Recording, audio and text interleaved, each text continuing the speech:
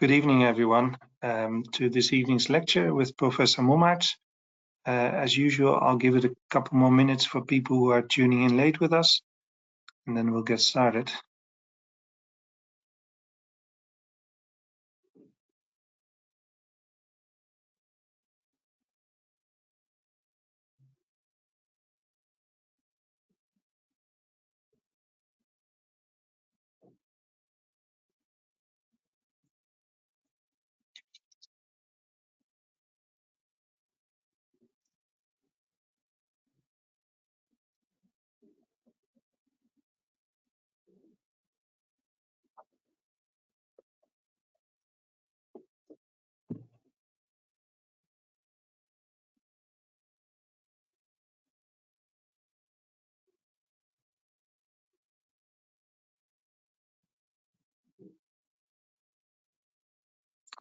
It's 8:02. Let's get started. So please allow me to introduce Professor Maurice Mommaerts to you all. Professor Mommaerts was chair of the AMSJI department at the University Clinic in Brussels. He's currently working in Antwerp in the Face Ahead Surgery Center and in the Aan de Stroom Hospital. He also still is attached to the medical faculty of the University of Brussels, and he's still involved with quite a few research projects. He himself received his postgraduate training in Zurich, in Switzerland, in Leuven, Belgium, in Miami, the United States, and Nancy in France. And he obtained a doctorate degree in medicine from Leuven and Zurich, and a doctoral degree in Ghent in philosophy. So an impressive list for us. Today he will lecture about one of his passions, I would think, the additively manufactured subperiosteal jaw implants. And I'm very happy for him to share his knowledge about this subject with us. So without further ado, Professor Mommaerts, please, the floor is yours. Thank you very much, Titian, for the introduction. Good evening, everybody. Yes, indeed, I will be talking about one of my children, I would say, the additively manufactured subperiosteal jaw implant. And before starting, I would like to mention that I have a conflict of interest.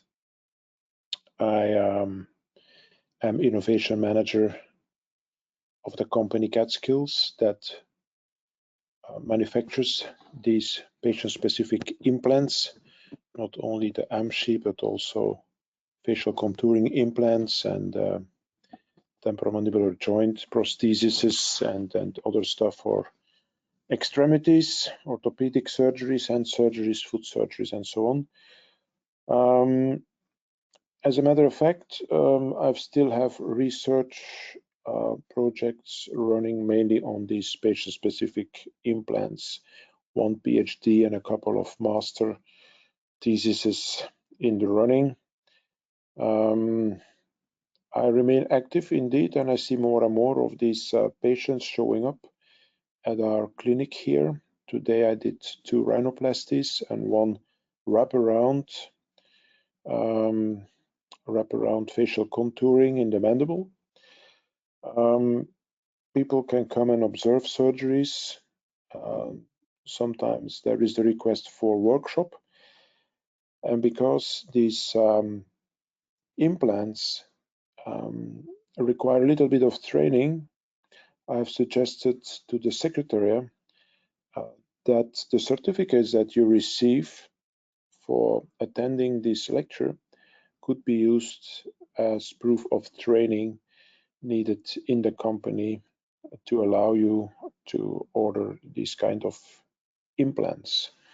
So, okay, let's start out mentioning that the first AMSJI, or additively manufactured jaw implant used to fix a prosthesis, was installed by myself in 2011. It was a young girl, aged 4 years, that suffered from an aggressive juvenile fibromatosis, and I had to resect like 2/3 of her upper jaw. And I didn't know how to deal with this. I thought that she was too young for a scapula or a fibula, given the size of the vessels, and have her saddled up with an obturator over the years would be very inconvenient for this nice child. So very soon I came with the idea to install a left and a right implant fixed on the zygomatic buttress and also on the left side at the piriform aperture frame. 2 segments to allow for transverse growth and locator connections for a bridge with an extension, a little extension onto the palate where I was not able to close the defect using a mobilization of the cheek tissues and the palatal keratinized mucosa. So she had this split denture or hybrid bridge over many years. We are now 2024, and the beginning of this year, the restorative dentist could move, given her age, to one full bridge. You see that we spend here many years with a functional device, and I published on it after I followed up on 8 years. But already in 2015, I was thinking of this solution to be interesting for patients with just extreme atrophy of the maxilla. So not a resection defect, but simple atrophy, also lacking bone, with the difficulty of having a fixed prosthesis. What are the options in these cases?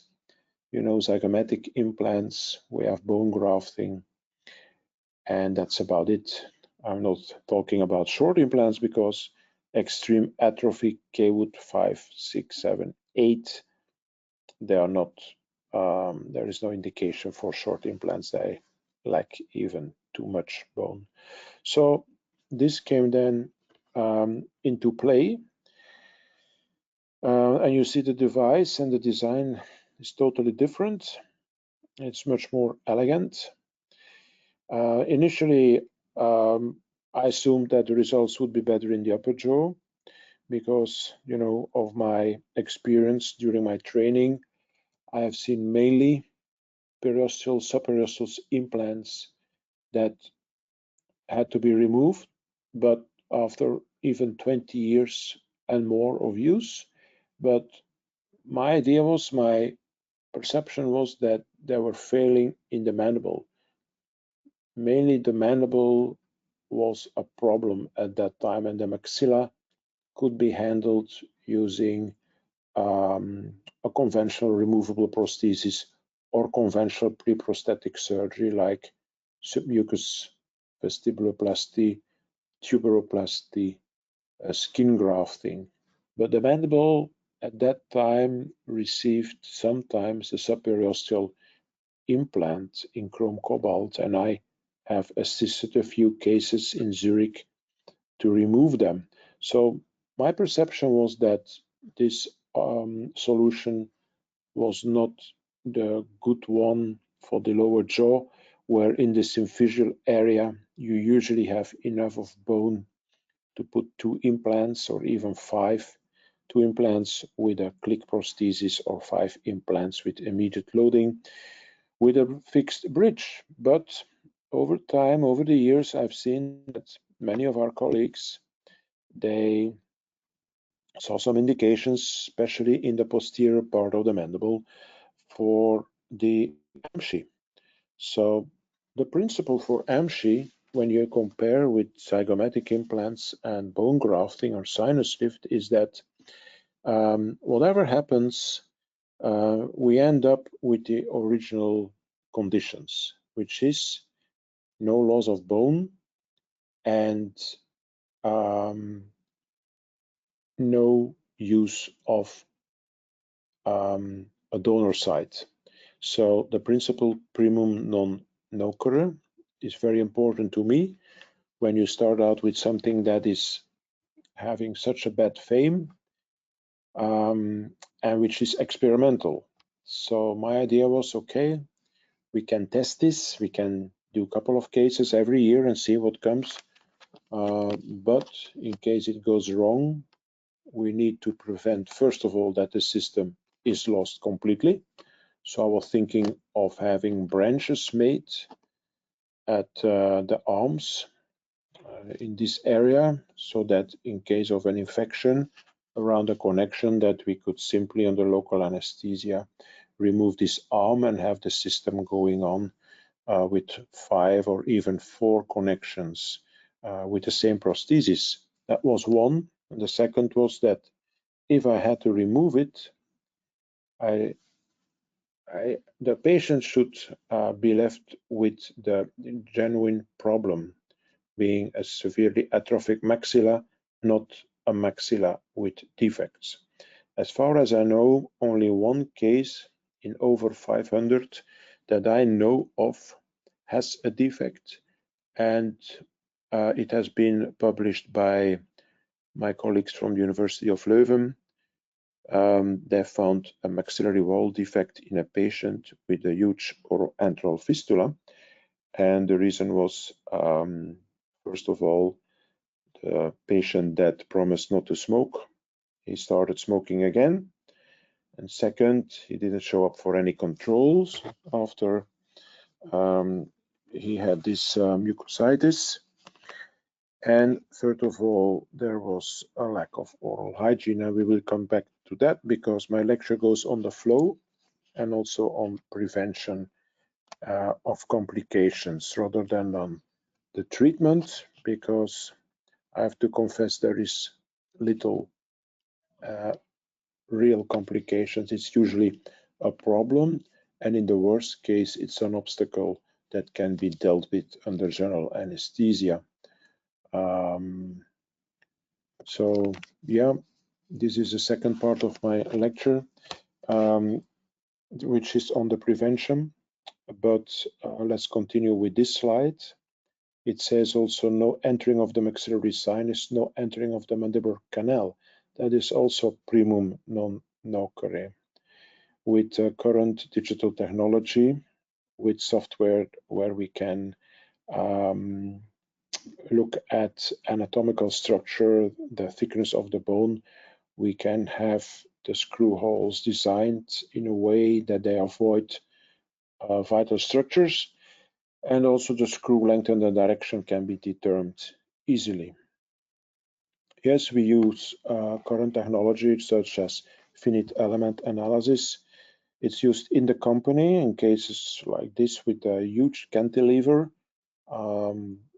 The engineers, they already decide themselves to do this analysis in order to deliver a system that can endure forces, masticatory forces, with a factor 4 in cases like this one and in defect reconstruction cases. And also when the client or the customer, the surgeon, requests a finite element analysis, this is done for free, just to make sure that mechanically the system is sound. We had a few problems in the past, mainly in Switzerland and 2 in Belgium, with fracture of the device.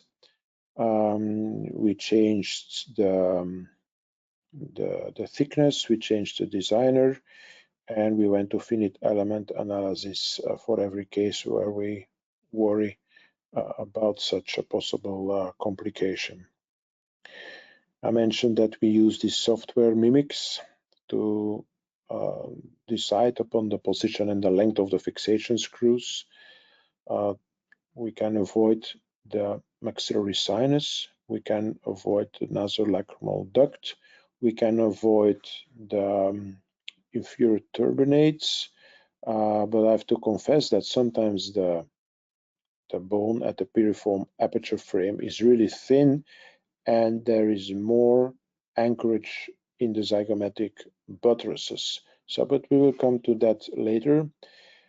There can be a problem, however, when the engineer decides in the zygometric buttress about the position and the direction that the surgeon operatively has difficulty of following this direction. The position is not a problem. It's indicated by the screw holes in the AMSJI, but the direction may be a problem.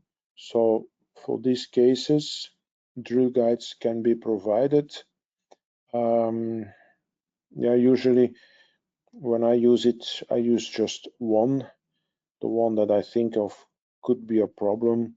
And then I have my direction, I have the length of the screw, and the problem is avoided of entering the sinus. According to my knowledge, there is only one case reported, and that's in Italy, where the surgeon inadvertently has entered the sinus and the patient had a sinusitis, and he had to remove the screw and the sinusitis healed.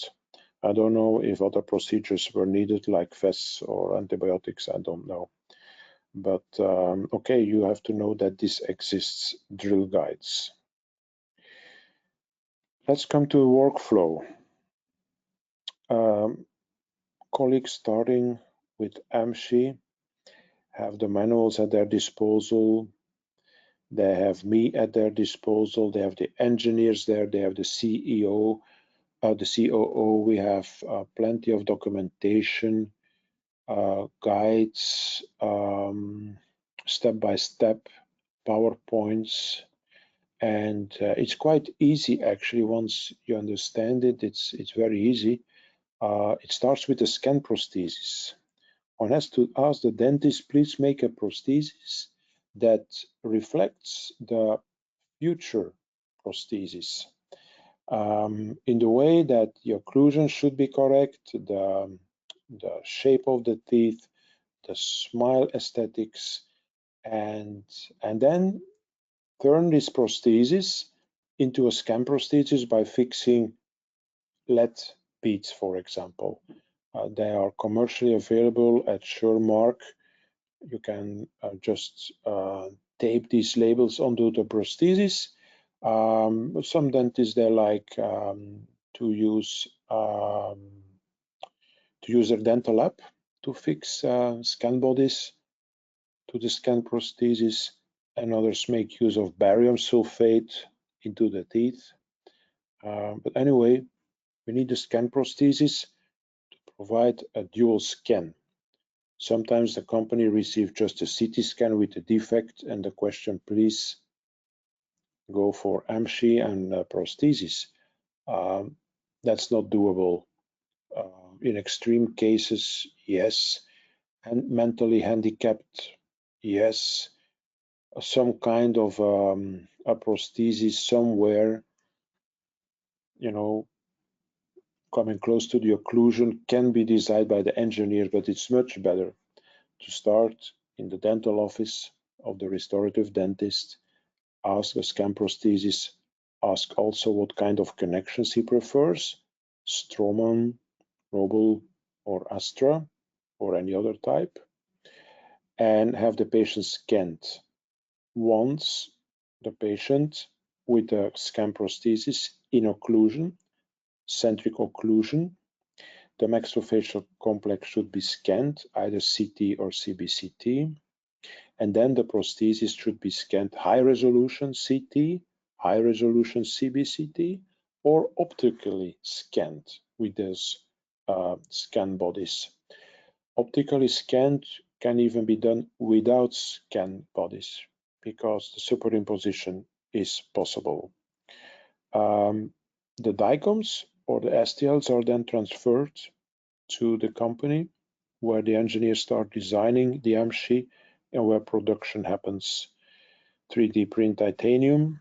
There is some subcontractors needed for the CNC milling for the connections to have their resolution of 0.02 millimeter between the abutments and the connections. There is anodization of the surface, providing also pink color, and the temporary prosthesis is made also 3D print, but in a dental lab. So this comes then to the company ready and shipped to the surgeon.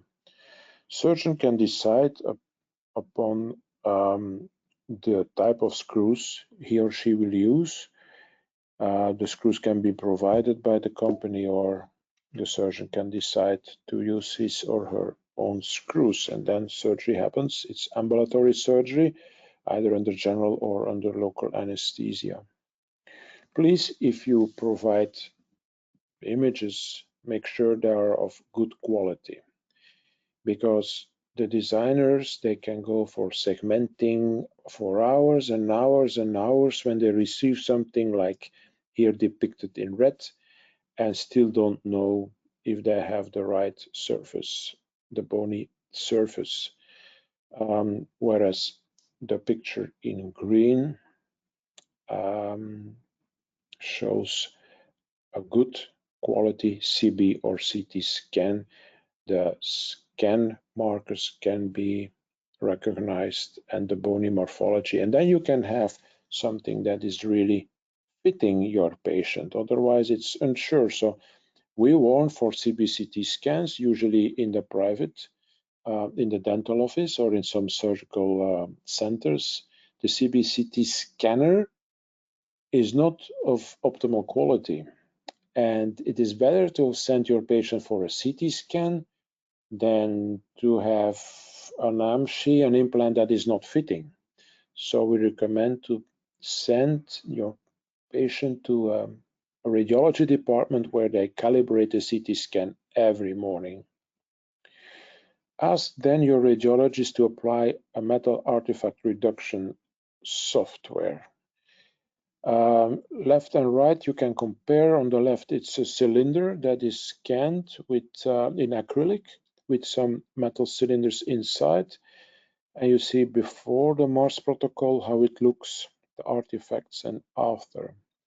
This is special software. It comes to a price, and it is maybe takes some hours. They have told me to apply it, but you have a better quality of segmentation possible when the engineers receive a CT scan that underwent Mars.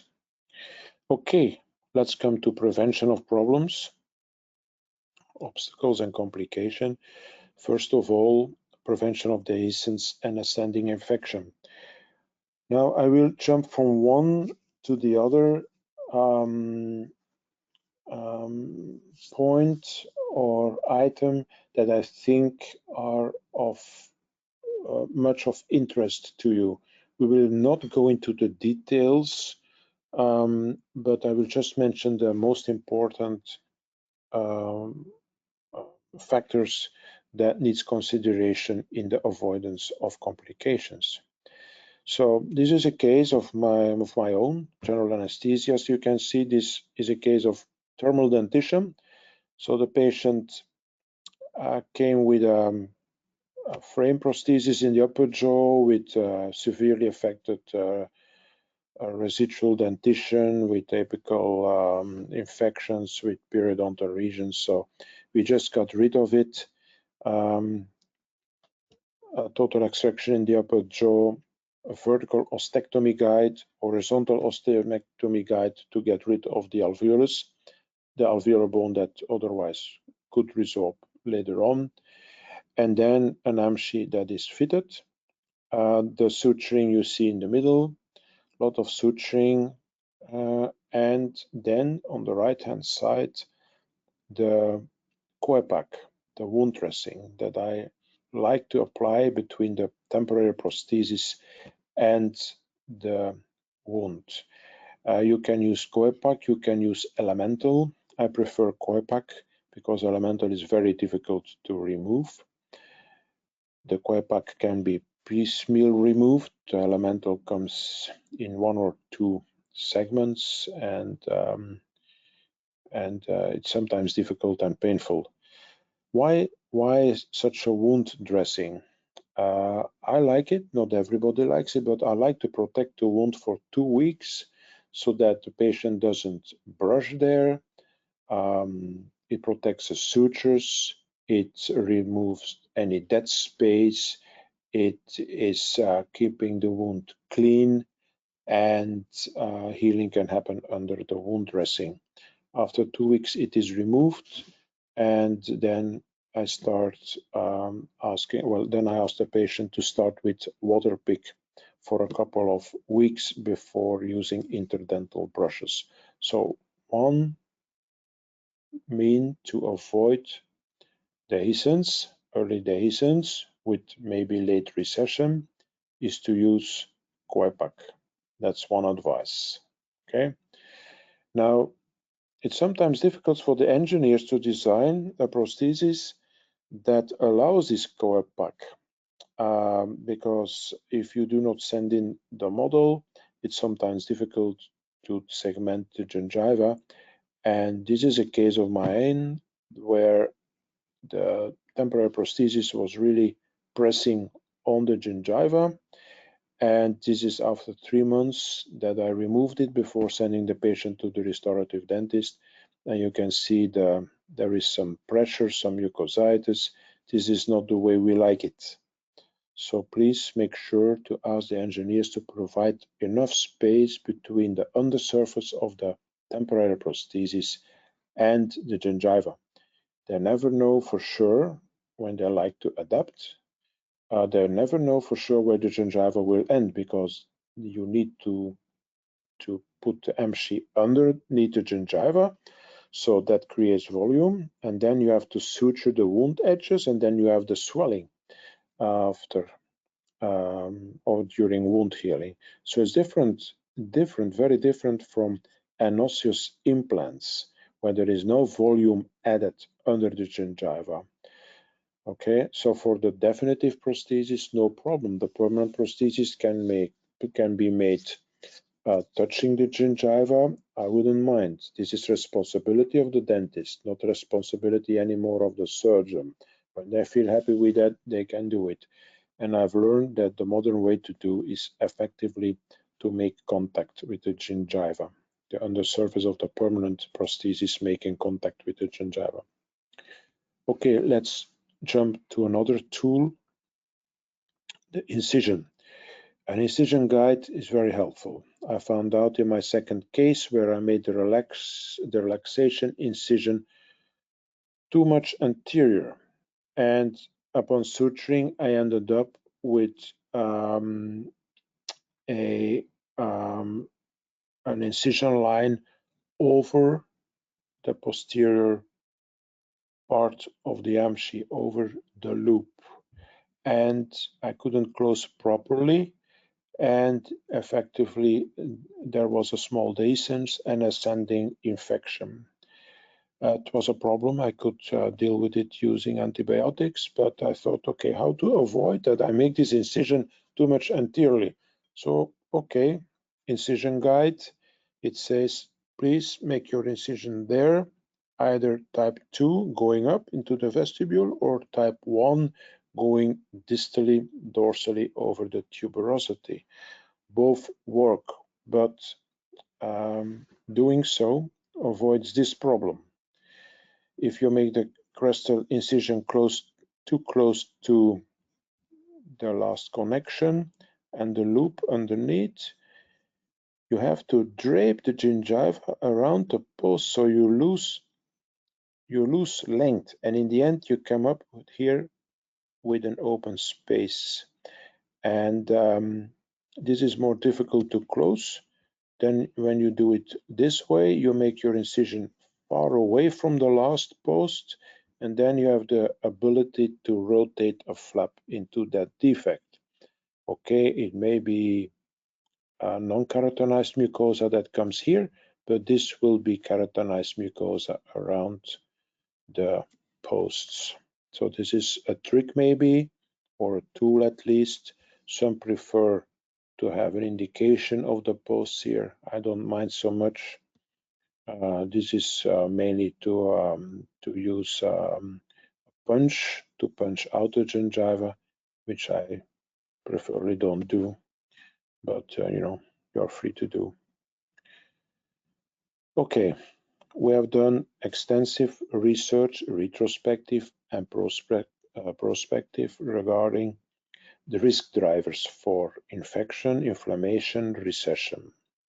And we found out that the biotype is really important. Thin biotype was more prone to recession, and recession correlated with inflammation. We don't know yet if there is any correlation with an ascending infection, but we are afraid to have their recessions and inflammation. And a thick biotype didn't, or there was not so many recessions when the patient showed a thick biotype. The same for a deeper vestibule. It is said that the deep vestibule allows the patient to clean, to use the toothbrush in a better way. We are not sure about that, and I will come to that very quickly. First of all, regarding the thin biotype as being a risk driver, we have published on that and others also. And already during the design phase, when the model is provided or a scan of the model, the designer can see that in some areas the arms are perforating the thin gingiva, and that can be a sign, please beware there, do something, because this patient may be prone to recession.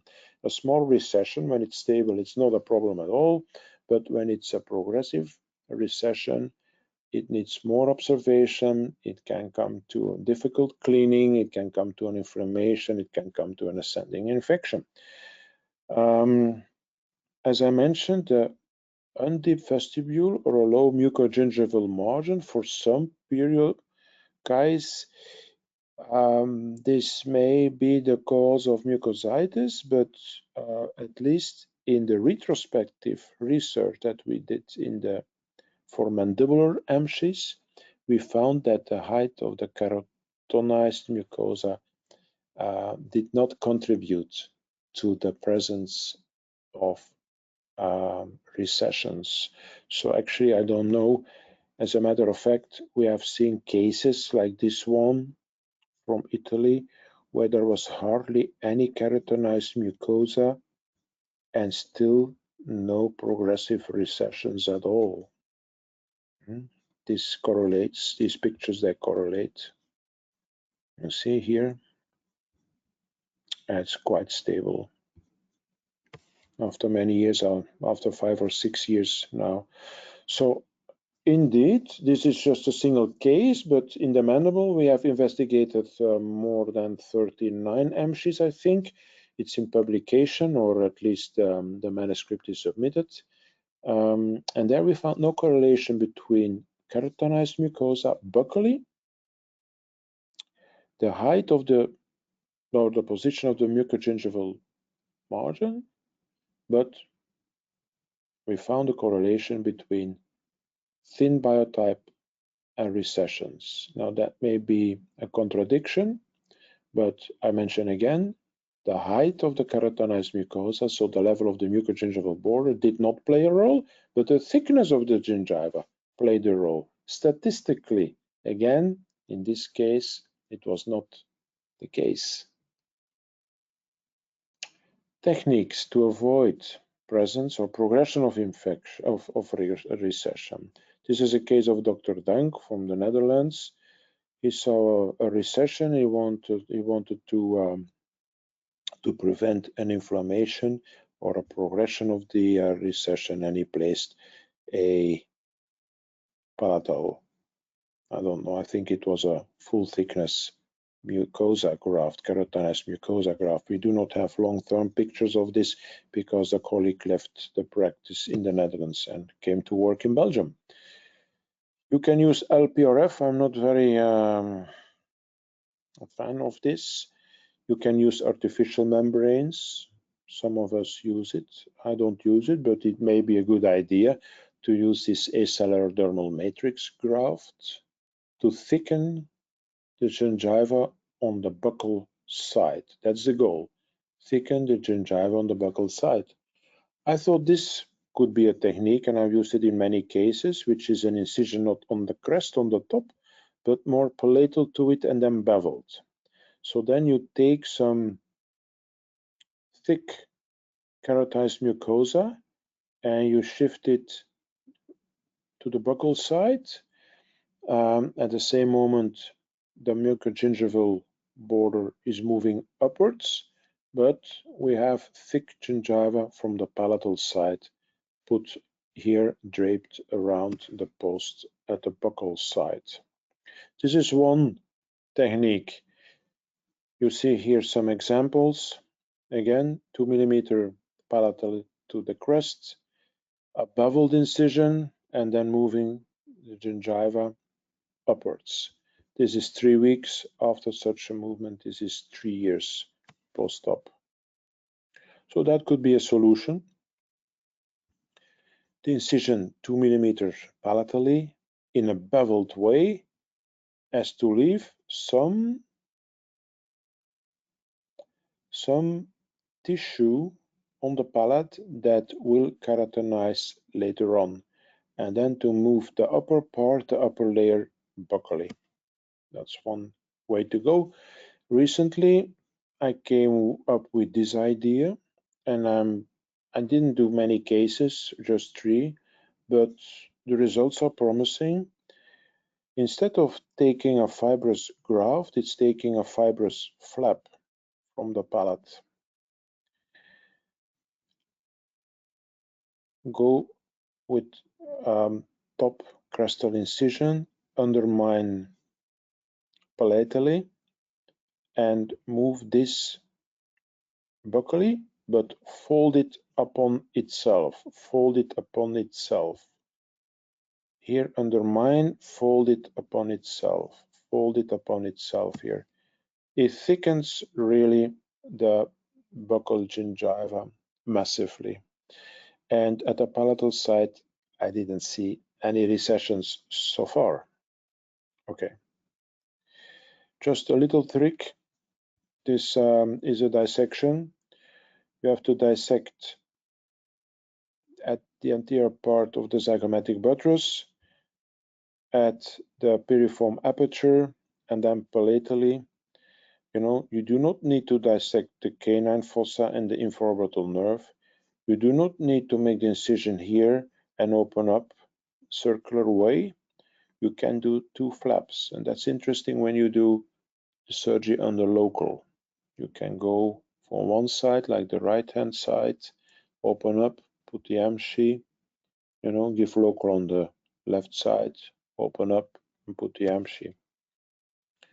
When you put the AMSJI, the tendency is to have the wing posterior to the zygomatic buttress. Beware not to do.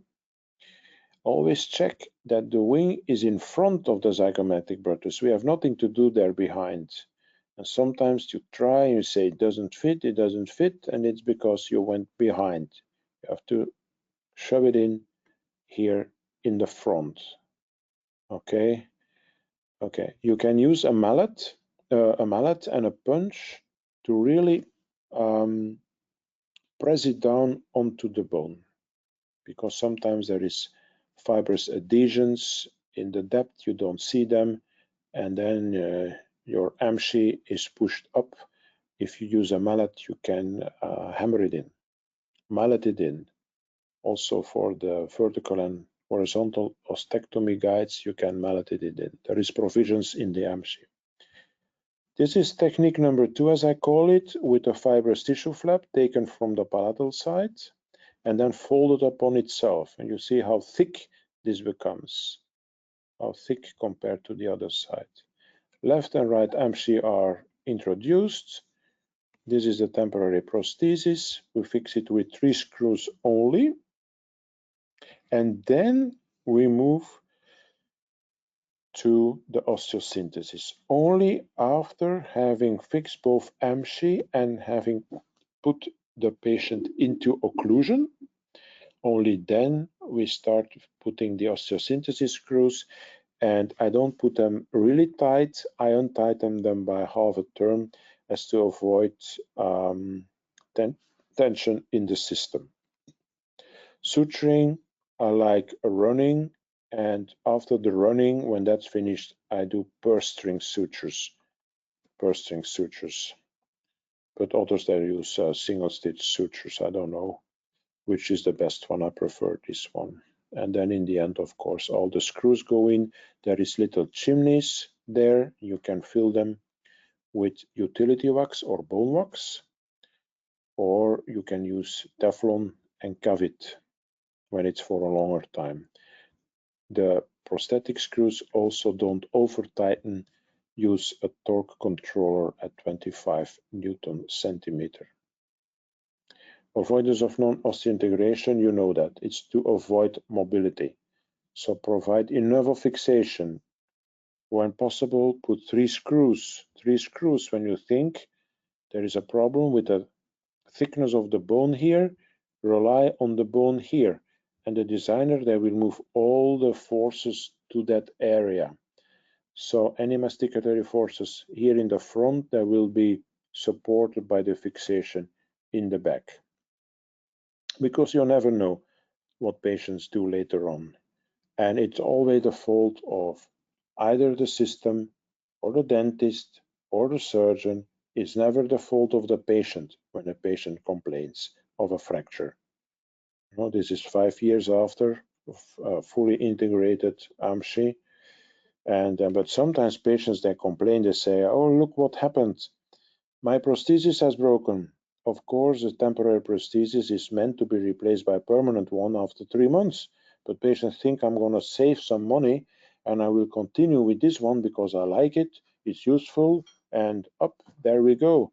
But, you know, they don't know that this prosthesis has been made fragile with a specific purpose to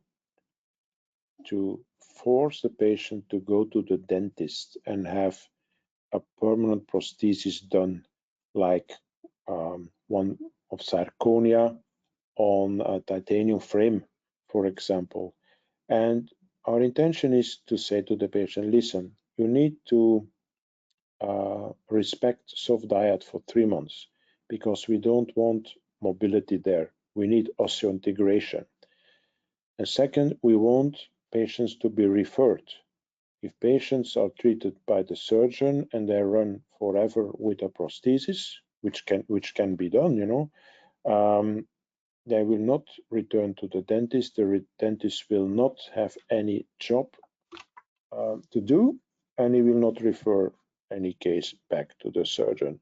So indeed, the prostheses are made this way. We received complaints at the company of the surgeon telling, look what happened with your temporary, you know, even the teeth fell out of it. Yeah, dear colleague, this is on purpose. You should send the patient to the dentist. Otherwise, the dentist will not send you patients anymore. Okay, so the recommendations to avoid micromobility is really soft food for 2 to 3 months. Tell the patient that the temporary prosthesis will last only for 4 months. It will disintegrate. But beware of patients with a lower denture on implants in the lower because they have no proprioception. If they are bruxists, they can easily fracture the temporary or put so much pressure, even with soft diet, when they chew, that micromobility happens and non-osseointegration happens. Okay, let's move back to these recessions for a while. If you see some mucositis around the post, please prescribe chlorhexidine. It can be used for 6 months when you use a 0.05 solution. You can provide active oxygen gel 3 times per day after brushing. There is these probiotics, the gum periobalance, that I have actually good experiences with when patients can have this mint flavor lozenges once or twice a day or even 3 times. It seems to be helpful because the periopathogens, they are less in number when lactobacillus is in the mouth. When you see frank infection, please don't hesitate to give antibiotics. Simple amoxi will deal with it, but I'm very fond of metronidazole for 7 days and ciprofloxa. Actually, every case, like the one we did today, the facial contouring, the wraparound, he returns to the Netherlands with a regime of 1 full week metronidazole and 3 full weeks of ciprofloxa. And using this as a preventive measure, this is not traditional medicine, I have to confess, this is not evidence-based, but it works. It works also for TMJ prostheses. You can save the implants when you give them this composition. Surgical debridement, the typical periimplantitis treatment you can do when the infection goes up, open sky with a Teflon tip, ultrasonic scaling by the oral hygienist, for example. And as depicted here in the right lower part, in case of an infection that recurs around an arm, you can remove it under local anesthesia because we have the branches here and the system can continue to be functional. Okay, there is these branches that you can easily section using a simple fissure drill, tungsten fissure drill, or a small diamond disc, as you can see here. The final prosthetic treatment for the dentist is not different from a case with 6 perfectly positioned anossus implants. It's not any different. The dentist can start from zilch there, either with scan bodies, scan flags, and optical scanning, or with impression copings and so on. This is not any different, and he has the advantage of having the temporary prosthesis to check if the patient is happy with it and reproduce it even because it's available digitally, or to adjust to the experience of the patient with this prosthesis and go for another smile line, another shape of the teeth, and then the definitive color, for example, of course. Recommendations, I will slowly end my presentation here. I recommend not to treat active smokers. It's said that when they stop smoking and then after 1 year they start, it shouldn't be a problem. My experience is when you do that, please have the uninformed consent. Have them sign that you said that smoking will most probably cause a problem. And they are not reliable. Patients who said, oh, I will stop smoking and I will stop forever. No, after a couple of weeks, they're smoking again.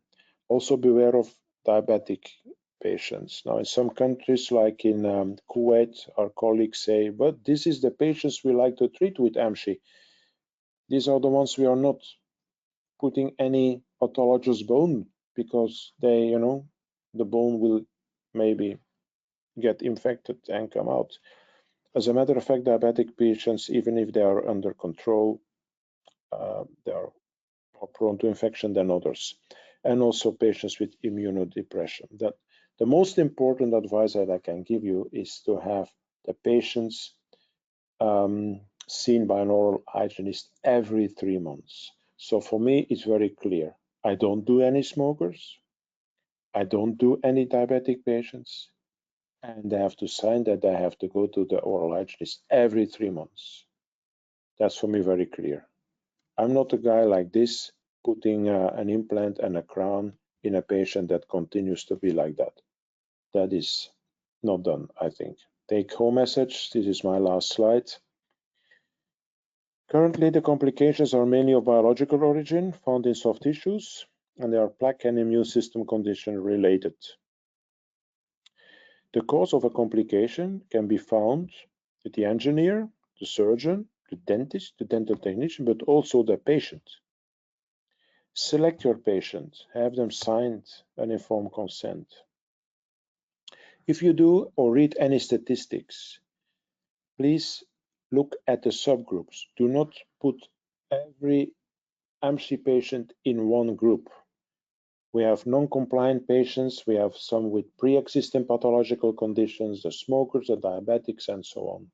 So you have to look at the subgroups. There are ideal patients with a thick biotype, not smoking, and there are patients that you say, okay, I will present this solution knowing that the condition is not optimal, but what can I otherwise offer this patient? As I mentioned, we know only of one case with a complication leading to a condition that is worse than the original, although I think it can be easily recovered and repaired, even with a new AMSJI. The primum non nocere principle is very much adhered to. Thank you very much for listening to me, and I'm happy to answer any question that has showed up, and I give the word back to Titian for leading the discussion. Thank you very much, Maurice. That was a very interesting overview of your workflow, and also some very good advice on patient selection and preventative measures. As you said, we're very happy to take questions, so feel free to raise any questions that you might come up with. In the meantime, I'll ask a few questions already. You mentioned an incision guide. Now, I've never worked with AMSJI, so I'm not aware of your kind of the templates you include in the process. But does it come with an incision guide as a standard, or is that something you need to request? It comes as a standard. It comes as a standard. Patient-specific or custom-made implants typically are customized to the surgeon and to the patient. It means that the engineer goes into dialogue with the surgeon and sometimes a dentist, sometimes a dental technician, to find out about their preferences. So the engineer accepts the case and starts the discussion either by email or phone. And about the incision guide, questions are asked like, will you need one? Because we provide it, but if you say I will not use it, I will throw it down the bin, we will not do so. And what are your guidelines for the incision guide? We would like to have the relaxation incisions to force you to go as distally as possible, to have the flap cover the foreign material, but would you like to use a punch? And the position then of the pose, will you make your incision on the crestal top, or will it be more palatally? And then the incision guide is made according to the wishes, the preferences of the surgeon. Yeah. Well, I think it's very useful too. You use Copac for 2 weeks, so that means that the complete wound, including the sutures, are covered. Do you have a preference for a particular kind of sutures? I use resorbable sutures, the 4O. I use, to mention a brand, the Vicryl 4O, yeah, for suturing. Others use even silica, I have found, Supramid, yeah. But I personally use, what is it, polydioxone sutures, yeah. Yeah. Or the Vicryl, yeah. There's some remarks coming back from the audience that they really appreciate your, say fantastic lecture. Thank you. You mentioned antibiotics in treatment of kind of like periimplantitis cases, but also you use them as a prevention measure. Do you routinely do that? Because I wasn't sure whether you always do this or whether this is reserved for more challenging situations with diabetes and other problems. Yeah. I should use them for more challenging cases. Like, for example, you know,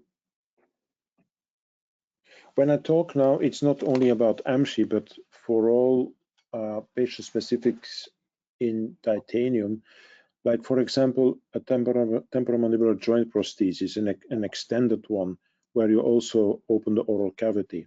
There, of course, I think it's very interesting to use this regime. Then in facial contouring, where everything is closed and there is no connection to the oral cavity, there you could say, okay, I will not do so with metronidazole and ciprofloxa. I will just give amoxi. You know, we didn't do any studies on it. It is just my experience. You can call it expert experience, that I have the tendency when I'm afraid for infection for one or the other reason, I like to give this combination. And when there is an ascending infection, I give this combination. So to treat, I use it. To prevent, I use it when I fear. Yeah. Also in AMSJI. Yeah. I would agree to that. That's sometimes a difficult discussion with the microbiologists. So if they pick up on this kind of policies, they I know. they usually don't appreciate it. No, not at all. No. But I don't see the patient. When the patient has an infection, you know, and you have to remove, like they say in orthopedics, you have to remove the prosthesis. Whew. I don't see that. Yeah. I agree. There's a question from the audience. I'll just read it out aloud. It says, are there any cases where the AMSJI fails due to fatigue? So under normal loading conditions and normal patient behavior? Yeah. And if so, what is the cause of the failure? Yeah. We had it, as I mentioned, 4 cases, maybe 5. 2 in Switzerland by one colleague and 2 in Belgium by another colleague. And we found out that the finite element analysis 2 that we did for the concept took as boundary parameters that the AMSJI would be supported by bone and fixed in bone. But when it's supported by bone, the forces are also on the AMSJI, but are also dispersed onto the bone. And the cases where fracture happened of arms or even a loop were cases where the AMSJI at that specific site didn't touch the bone. So then I guess because of metal fatigue after a while of chewing, these areas received so much stress and strain that there was a fracture. So we had to review the system and made it more solid. Then we did finite element analysis with AMSJI not touching the bone, only fixed with the loops higher up and with the fixation screws. And since then, we didn't have any fracture anymore. But the system became less elegant. There is more material, and you can avoid mechanical problems.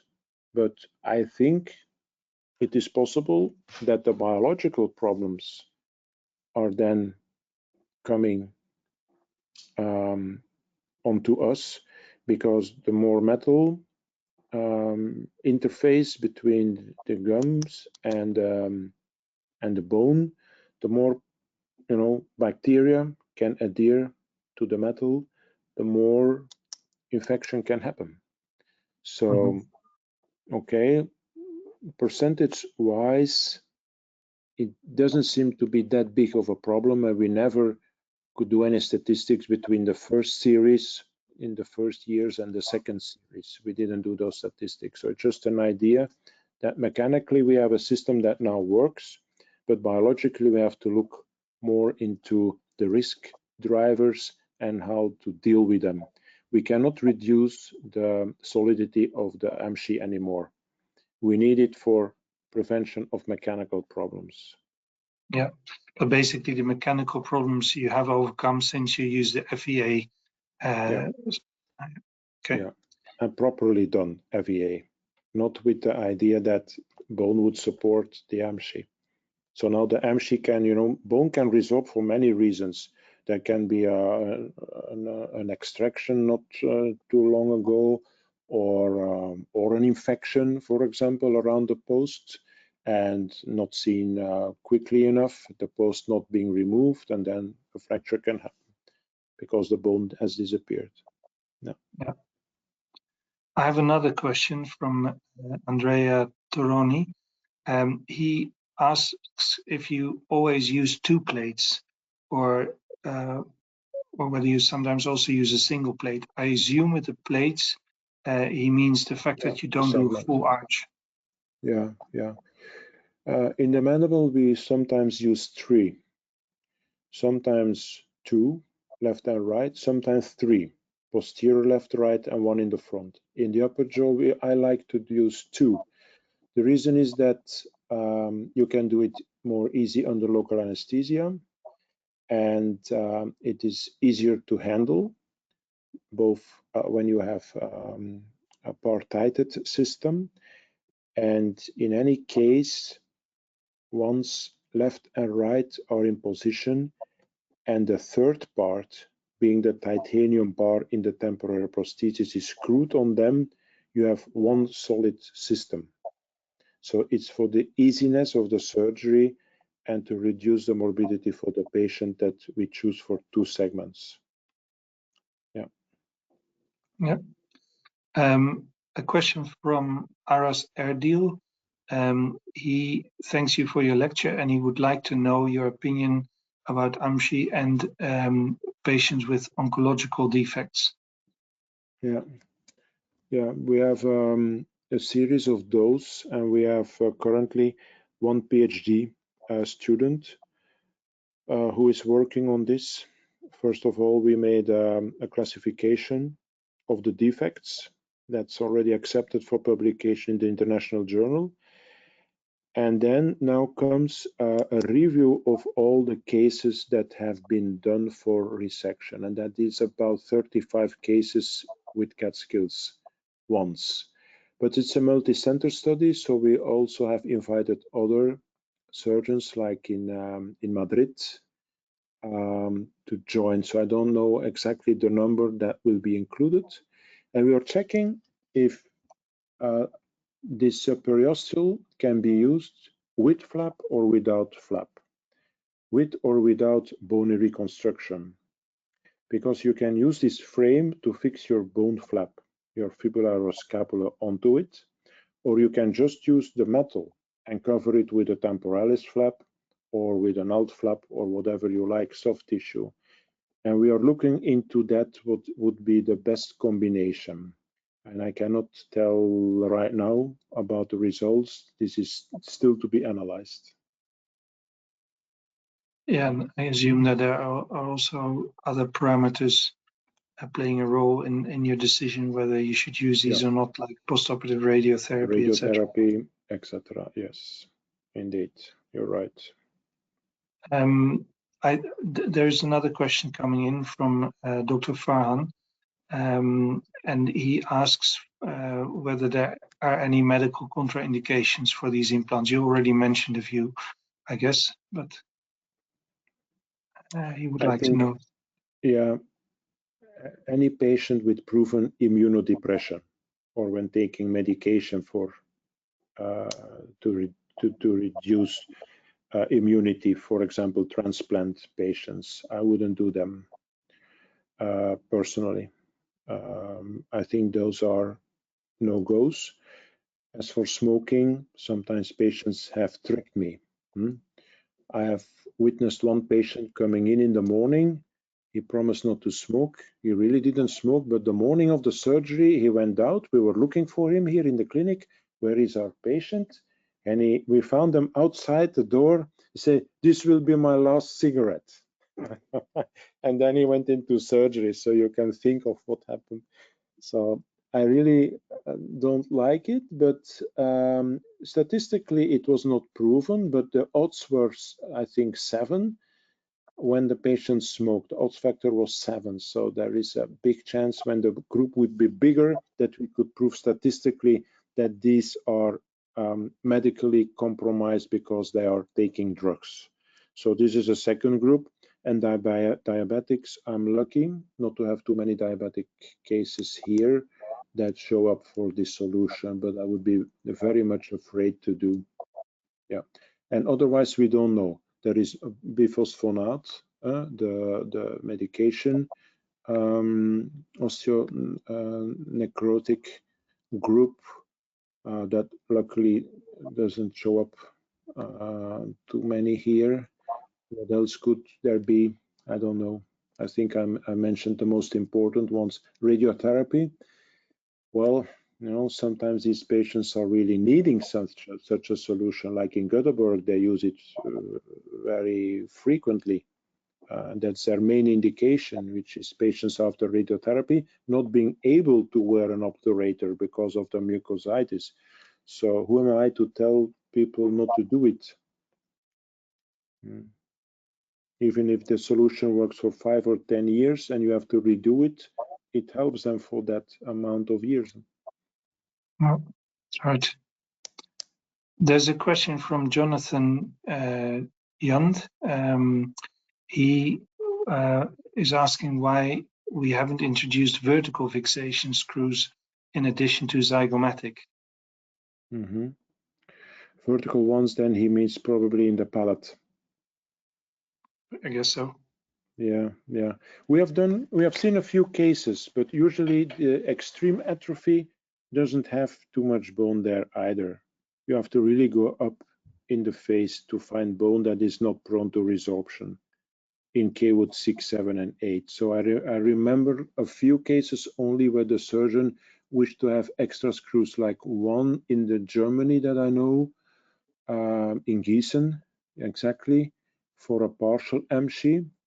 The colleague wanted to have more fixation, yes, because of the fact that it was a small subperiosteal one, and there was a vertical screw in the palate, and a couple in the front that I remember. But usually the bone there is very cancellous in nature, in the maxilla at least, and vertical screws don't take so well there. So the cortical bone is to be found in the midfacial pillars, which is the zygomatic buttress above all, and then the piriform aperture frame. He added to the question by that with vertical means crestal screws. Yeah, well, when you can put a screw in the crest, you can put a short implant. And then we don't go for AMSJI. Yeah. No. To conclude, the last question from, let me just see his name, Dr. Sabir. Good question about grafting. So he says, to avoid grafting, you place these implants. Are there still indications for pre-prosthetic level 1 osteotomies? In case of class 3, yes, you could combine the level 1 advancement osteotomy even with an AMSJI. It can be done. I've never done so. Vertically to downgraft and put bone in between, then I think you could go for traditional endosseous implants as well. It's still a good solution to do bone grafting and level 1 with or level 1 or with sinus elevation. I think it's still a good way to go forward. It is traditional, it is proven, but it has its drawbacks we all know of. It's not so much published because it's not a system. It's a surgeon that has to then present his complications in a review. So we don't know, but all of us know that we had cases where the bone was exposed and the bone was expelled, and it's a decision you have to take yourself. But for one, I have shown that this case with the huge cantilever in a class 3. I think the case is for Kuwait. There specifically, the surgeon didn't want to do the level 1. The patient wanted to have one single surgery and finished, and not major surgery. So I think when you choose for subperiosteal, you can avoid LAFOR1, and when you are keen on doing LAFOR1, you may avoid the subperiosteal. It's either or. Yeah. Okay, thank you very much. Thank you also to the audience for your questions. Very much appreciate an interactive session like this.